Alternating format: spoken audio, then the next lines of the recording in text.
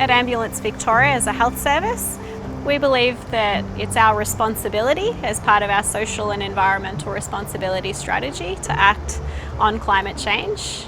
It's our social license to operate to do that, and the final benefit is the most important of all, that it's the health outcomes. To better the health outcomes by acting on climate will benefit the entire community. So some examples of what we're doing here at Ambulance Victoria to act on climate change include setting some fairly ambitious emissions reduction targets. We have set a goal to be net zero by 2045, 5 years earlier than originally expected, and some targets for the next 5 and 10 years. So we hope to reduce our emissions by 39% by 2025 and 60% by 2030. We believe in acting on this. We're showing our responsibility to acting on climate, but also reducing the impact to the Victorian community that we serve.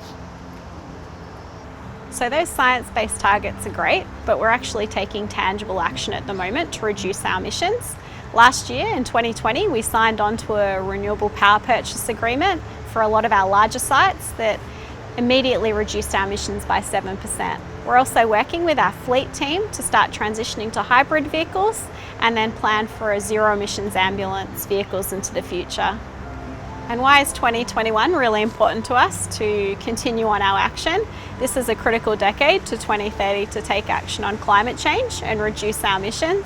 However, last year also showed us with COVID-19 that as a health service we were able to pivot and change based on what the science recommendations were and implement action. So we'll be doing the same on climate. And what does a better future look like to us here at Ambulance Victoria? Well, in the next 10 years, we'll be halving the impact of every patient we serve in terms of carbon emissions. So we really hope, as well as being the net zero by 2045, that in the next 10 years we'll be improving health outcomes of Victorians by our action.